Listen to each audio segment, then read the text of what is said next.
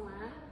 Perkenalkan, saya Sylvia Roza. Saya salah seorang dosen Prodi Pendidikan Ekonomi di STKIP Nasional Padang Pariaman, Sumatera Barat. Salah satu mata kuliah yang saya ampu pada semester ini yaitu Ekonomi Koperasi.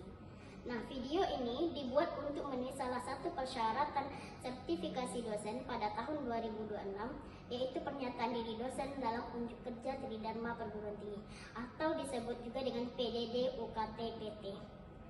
Saya akan memulai dengan deskripsi mata kuliah Ekonomi Koperasi, yang mana mata kuliah ini menyajikan konsep-konsep dasar teori ekonomi koperasi yang merupakan landasan teori dalam melakukan pendekatan untuk memahami dan menjelaskan secara ilmiah tentang lembaga usaha koperasi, khususnya dari sudut pandang teori mikroekonomi.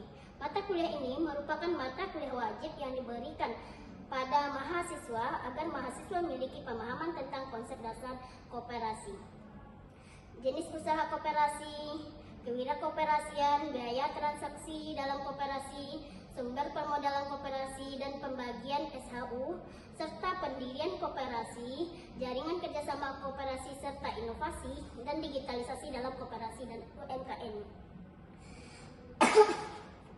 Selain itu, juga mengembangkan kemampuan mahasiswa dalam memahami konsep koperasi serta perkembangannya, serta bagaimana pembiayaan dan permodalan koperasi serta perkembangannya di era digital. Adapun bobot mata kuliah ini yaitu 3 SKS. Nah, mata kuliah ini merupakan mata kuliah wajib yang harus diikuti oleh semua mahasiswa yang berada pada semester 4. Adapun capaian pembelajaran dalam ekonomi koperasi sebagaimana yang telah saya tuangkan dalam RPS, yaitu pertama, mahasiswa mampu menjelaskan konsep, prinsip, nilai, dan landasan koperasi dalam sistem perekonomian Indonesia. Kedua, menganalisis peran dan kontribusi koperasi dalam pembangunan ekonomi dan peningkatan kesejahteraan masyarakat. Ketiga, mahasiswa mampu mengidentifikasi struktur organisasi, keanggotaan, permodalan, dan tata kelola koperasi. Selanjutnya, mahasiswa mampu menghitung dan menganalisis SHU atau sisa hasil usaha serta kinerja usaha koperasi. Kemudian yang berikutnya, mengevaluasi berbagai permasalahan dan tantangan yang dihadapi koperasi di era global dan digital. Kemudian yang keenam, menyusun rekomendasi strategi pengembang koperasi berdasarkan prinsip ekonomi dan perkoperasian. Dan yang ketujuh, menunjukkan sikap profesional, kerjasama, dan tanggung jawab dalam memahami serta mengembangkan koperasi sebagai soko guru perekonomian nasional. Adapun materi yang dibahas selama satu semester ini diantaranya yaitu pertama, konsep lingkup perkuliahan dasar ekonomi koperasi. Pertemuan 2 membahas mengenai pengertian dan prinsip koperasi. Kemudian koperasi sekolah, kewirakoperasian, koperasi dalam analisis organisasi komparatif, organisasi koperasi dalam sistem pasar.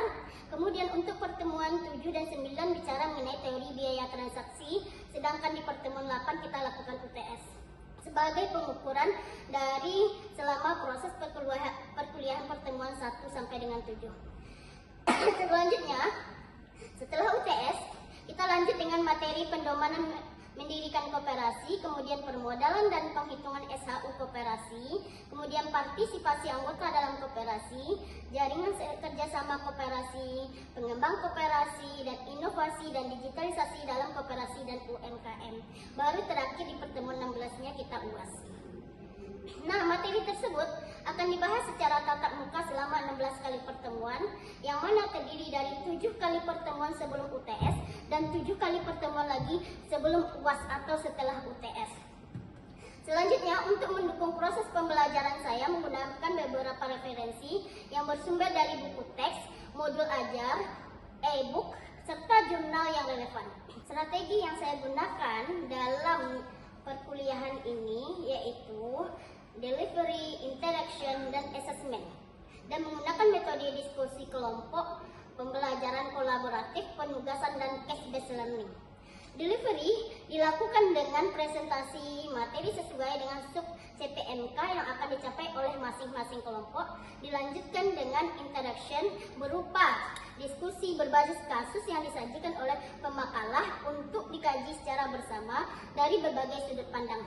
Sedangkan untuk asesmen dilakukan dengan kriteria penilaian, diantaranya adalah kehadiran, partisipasi dalam pembelajaran dengan bobot 15% menggunakan rubrik penilaian partisipasi, tugas kelompok berupa makalah dan tugas mandiri berupa review jurnal dengan bobot 25% menggunakan rubrik penilaian tugas yang meliputi aspek isi, struktur, dan keterampilan.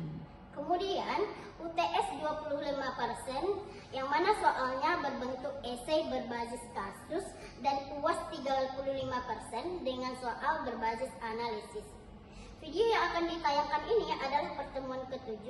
Adapun pada pertemuan ini, capaian pada mata kuliah ekonomi koperasi ini akan membahas mengenai biaya transaksi dalam koperasi serta faktor munculnya biaya transaksi. Nah, di dalam pertemuan ke-7 ini, capaian pembelajarannya adalah pertama, mahasiswa diharapkan mampu mengemukakan pengertian biaya transaksi, kemudian mahasiswa mampu menganalisis faktor-faktor penyebab munculnya biaya transaksi.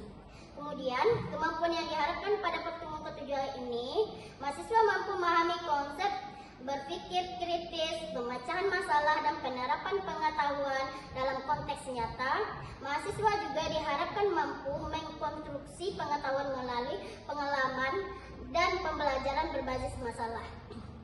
Adapun pokok bahasan pada mata kuliah ekonomi koperasi pertemuan 7 ini adalah pertama, pengertian biaya transaksi, kedua, faktor penyebab munculnya biaya transaksi. Demikian yang bisa saya sampaikan berkaitan deskripsi mata kuliah ekonomi koperasi bagi mahasiswa Prodi Pendidikan Ekonomi Estetik Nasional Padang Pariaman, Sumatera Barat. Selanjutnya, saya akan menampilkan cuplikan video perkuliahan yang saya lakukan. Selamat menyaksikan. Assalamualaikum warahmatullahi wabarakatuh. Waalaikumsalam warahmatullahi wabarakatuh. Bagaimana kabarnya saudara semua hari ini? Baik. Alhamdulillah sehat ya. Lihat dari wajah-wajahnya yang ceria pada hari ini. Oke. Sebelum kita kuliah, saya mau ngambil absen aja terlebih dahulu. Dimulai dari Rizky, ada Salika, Intan, Nabila, Putri Anjeli, Nila, Jenny, Nadila, kemudian Dini, Hamsi, Egi, Adik, dan juga satu lagi nih, Tiara. Oke, hadir semua berarti ya dalam keadaan sehat untuk mengikuti perkuliahan hari ini. Nah, sebelum kita mulai perkuliahan, kita mintalah terlebih dahulu ketua atau Adit silakan pimpin doanya. Siap grup. Hormat grup. Sikap grup. Berdoa menurut agama dan kepercayaan masing-masing. Berdoa mulai.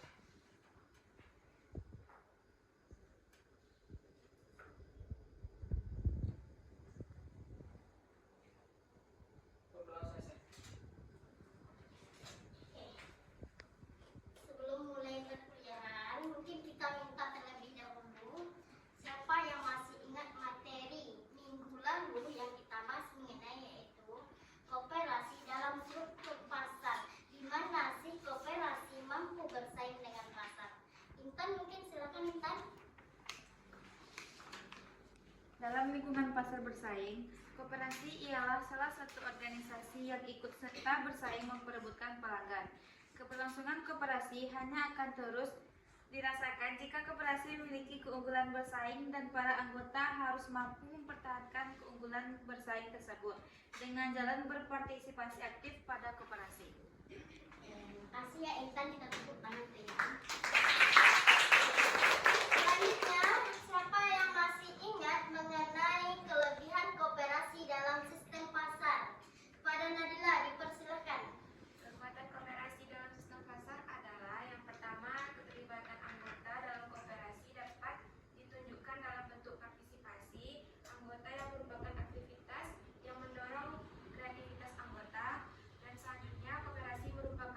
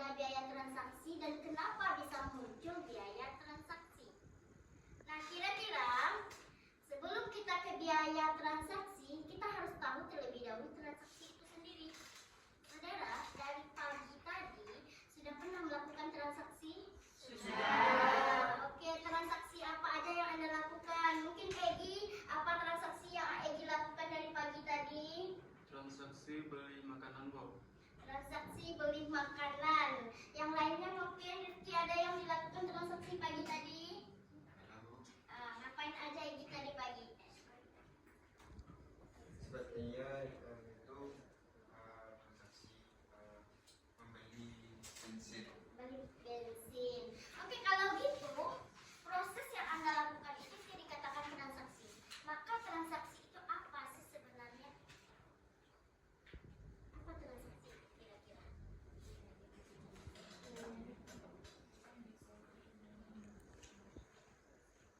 Apa yang dikatakan transaksi itu?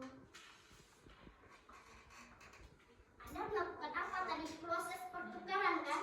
Proses pertukaran barang ataupun istilahnya jasa ataupun aset. Sebelumnya, saudara mungkin sering melakukan belanja online. Nah, di belanja online sering ditemukan seperti biaya harga barang. Kemudian biaya apa lagi? Ongkir, penanganan, proteksi kerusakan, kemudian biaya pengembalian ketika Anda retur dan lain sebagainya. Dan juga ada mungkin waktu Anda untuk cari informasi, itu juga termasuk biaya. Nah, di sana berarti udah ada biaya transaksi di dalamnya. Nah, kalau gitu mana itu yang biaya transaksi? Silakan, mungkin ada yang tahu, silakan angkat tangan. Ya, Adit silakan. Mana yang dikatakan biaya transaksi dari ceritanya kita tadi? Ongkos kirim barang. Ongkos kirim barang. Mungkin yang lain ada yang punya pendapat? Silakan.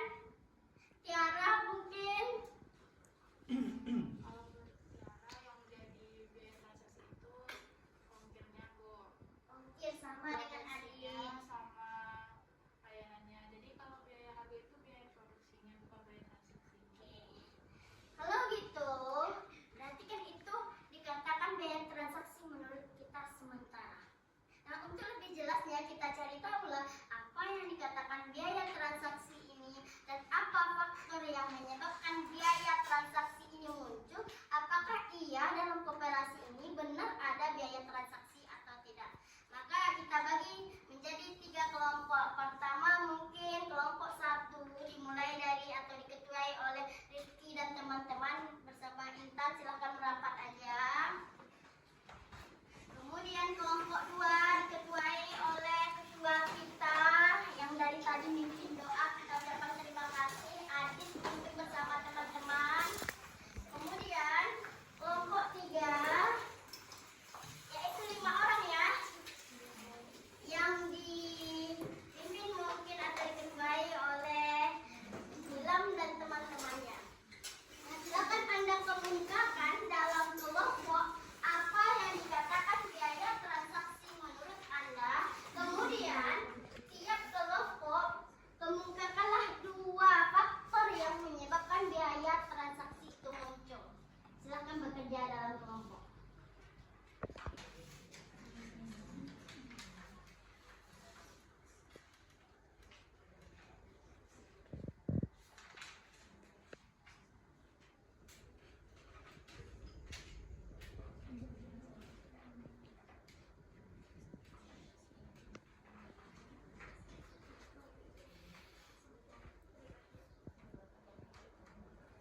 Sudah ketemu jawabannya?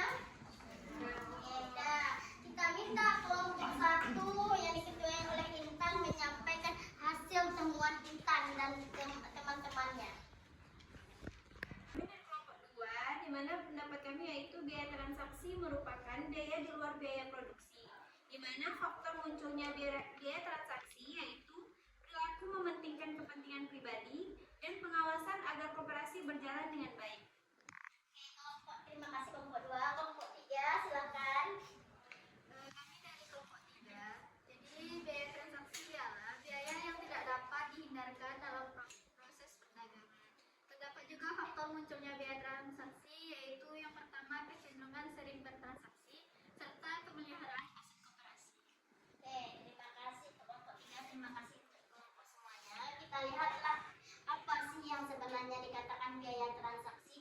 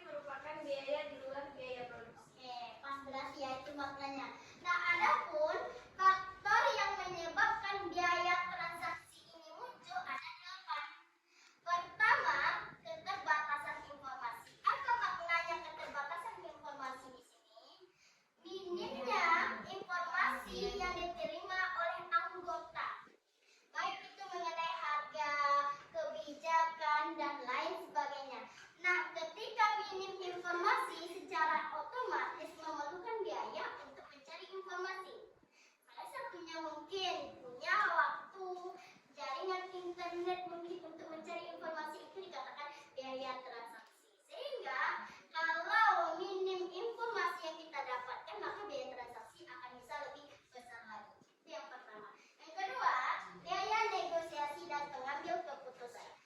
Sebagaimana kita ketahui, dalam koperasi pengambilan keputusan diambil secara demokrasi. Masih ingat demokrasi? Cara musyawarah, mufakat dan bersama. Nah, untuk melakukan itu berarti perlu dilakukan semacam rapat dalam pengambilan keputusan, sehingga mengeluarkanlah biaya untuk rapat tersebut. Penting, biaya administrasi, pembuatan surat menyuratnya, mengundang anggota. Maka itu adalah faktor yang kedua, pengambilan keputusan dan biaya negosiasi. Yang ketiga, ada pengawasan dan pengendalian, monitoring. Di sini kita ketahui yang namanya koperasi agar berjalan lebih baik perlu dilakukan pengawasan. Pengawasan siapa? Kinerjanya yang namanya pengurus koperasi. Nah, untuk melihat kinerja pengurus koperasi tentu perlu mengeluarkan biaya. Maka itu dikatakan biaya transaksi. Kemudian perilaku oportunistik. Apa sih yang dimaksud di sini perilaku oportunistik? Kata si William, individu ini punya sifat lebih mengutamakan kepentingan pribadi, seperti sifat tidak jujur. Nah, di mana Bu biaya transaksinya? Misal, kita punya koperasi simpan pinjam, dikasih uang pinjaman. Kira-kira muncul tak sikap tidak jujur? Muncul. Ketika melakukan pembayaran mungkin saling tunda-tunda sehingga memunculkan semacam kredit macet. Itu dikatakan dia sikap opportunity atau perilaku oportunistik. Individu lebih mementingkan kepentingan pribadi, salah satunya sifat tidak jujur. Nah, berikutnya ketidakpastian. Apa sih yang dimaksud dengan ketidakpastian di sini? Semacam ragu-ragu ya. Ketika informasi minim tadi, muncullah yang namanya ketidakpastian, seperti ketidakpastian harga, ketidakpastian kebijakan pemerintah, sehingga koperasi perlu mengulang kembali yang namanya kebijakan yang dibuatnya untuk penyesuaian harga kembali, menyesuaikan kebijakan kembali. Nah, itulah yang dikatakan biaya transaksi. Itu pula yang menyebabkan biaya transaksi meningkat. Semakin tinggi ketidakpastiannya, maka semakin meningkatlah yang namanya biaya transaksi. Nah, berikutnya yaitu frekuensi transaksi. Apa sih yang dimaksud frekuensi transaksi di sini? Anda sering melakukan transaksi? Sering. Keseringan transaksi itu dikatakan frekuensi transaksi. Nah, kalau gitu, ketika Anda belanja online, sering belanja online, besar enggak biaya transaksi? Besar. Makanya ketika frekuensi transaksi tinggi, maka biaya transaksi akan tinggi pula. Seperti perlunya pengurus mencari informasi ke yang lain, atau perlunya menyampaikan atau menjelaskan tentang koperasi kepada anggota dan sering dilakukan, itu akan mengakibatkan biaya transaksi yang besar. Nah, berikutnya spesifikasi aset. Ada koperasi yang punya aset tertentu. Nah, di sini seperti apa namanya dalam akuntansi itu pengawasan aset misalnya. Nah, itu perlu biaya dalam istilahnya pengawasan aset tersebut. Kemudian yang berikutnya struktur organisasi koperasi. Struktur organisasi koperasi yang dimaksud di sini adalah bagaimana koperasi tadi ngambil keputusan sehingga semakin lama keputusan itu diambil bersama, maka semakin tinggilah biaya transaksi. Oke, dari penjelasan ini, 8 faktor ini, jadi menurut kelompok masing-masing tadi, mana yang lebih mendekati kepada penjelasan ini? Kelompok satu silakan. Yang penjelasan Ibu tadi tentang faktor biaya transaksi sesuai dengan pendapat dari kelompok satu itu tentang keterbatasan informasi, Bu. Maksudnya itu ya yang udah Ibu jelaskan di mana kan pengurus koperasi itu dia perlu mencari informasi, Bu. Dan itu pasti memerlukan kayak waktu untuk kesananya, jadi biayanya juga, tenaganya juga gitu, Bu. Oke, terima kasih kelompok satu luar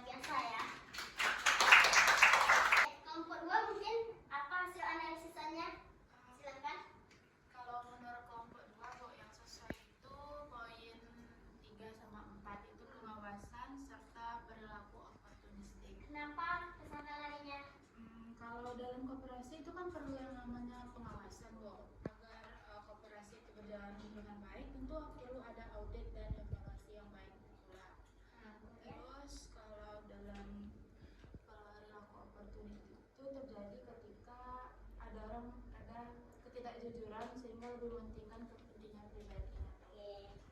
Untuk kelompok 3 di belakang, Tadi terdapat dari faktor penyebab biaya transaksi di mana ada di poin 6 yaitu frekuensi transaksi. Di mana yang Ibu bilang tadi kalau kita keseringan bertransaksi atau tingginya bertransaksi tadi bisa menyebabkan biaya meningkat. Terus terdapat juga ada di poin yang ke-7 yaitu spesifikasi aset. Di mana perlu perawatan aset atau pemeliharaan aset. oke bagus ya semua kelompok hasil cepat. Koperasi mempunyai 8 faktor biaya transaksi. Nah dari penjelasan tadi mungkin ada yang belum dimengerti atau ada yang mau bertanya, silahkan angkat tangan. Siapa yang mau bertanya?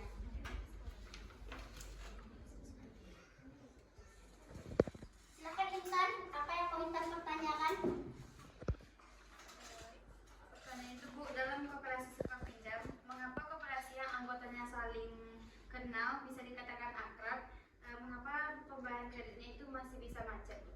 Dan muncul masalah dan mungkin. Oke, kenapa sih kira-kira sesuai dengan yang kita jelaskan tadi bahwasanya perkara walaupun kita akrab dalam anggota koperasi ada kasus kepercayaan di sini.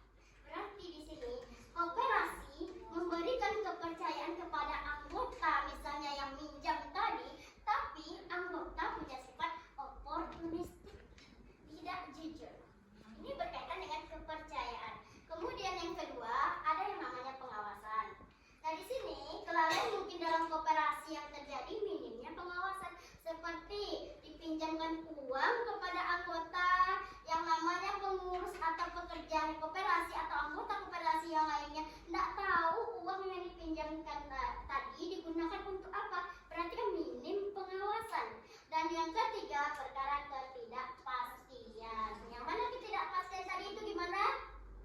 Bahwasanya kita tidak tahu perkara bagaimana kebijakan ke depannya, bagaimana mungkin harga ke depannya, sehingga memunculkanlah masalah seperti kredit macet tadi. Bisa aja yang minjam tadi ternyata awal minjam dia punya usaha, ternyata beberapa tahun belum lunas pinjamannya, bangkrut. Berarti itu kan sebuah ketidakpastian. Jadi ini kasusnya berkaitan dengan kepercayaan, kemudian pengawasan dan ketidakpastian. Ya, perilaku opportunity berkaitan dengan pengawasan tadi juga. Kemudian dari yang dipertanyakan, mungkin untuk di rumah Anda kerjakan tugas yang sudah diberikan di LMS. Jadi harus Anda kerjakan, batas waktunya sampai jam 10 malam. Bagi yang tidak mengerjakan berarti tidak punya nilai hari ini. Oke ya? Oke. Dari pembelajaran kita hari ini, apa yang dapat kita simpulkan? Mungkin kita minta Nadila untuk menyimpulkan, silakan. Jadi pembelajaran tadi dapat disimpulkan bahwa biaya transaksi adalah biaya yang tidak dapat dihindarkan dalam proses perdagangan. Dan selanjutnya ada faktor penyebab biaya transaksi. Yang pertama ada keterbatasan informasi, dua biaya negosiasi dan pengambilan keputusan, yang ketiga pengawasan dan pengendalian, yang keempat perilaku oportunistik, dan yang kelima ketidakpastian, dan yang keenam frekuensi transaksi, 7 spesifikasi aset, dan yang terakhir struktur organisasi koperasi. Mungkin itu pembelajaran kita hari ini ya, bahwasanya biaya transaksi ada biaya di luar produksi atau biaya produksi. Jadi semoga dengan pembelajaran hari ini kedepannya Anda tidak melakukan transaksi yang begitu tinggi. Dalam artian frekuensi transaksi ada bisa Anda minimkan sebagai seorang ekonomi. Dan kedepannya semoga Anda bisa mengaplikasikannya pula ketika berada di lapangan. Untuk hari ini kita cukupkan sampai di sini. Akhir kata, wabillahi taufiq wal hidayah. Assalamualaikum warahmatullahi wabarakatuh. Waalaikumsalam warahmatullahi wabarakatuh. Demikian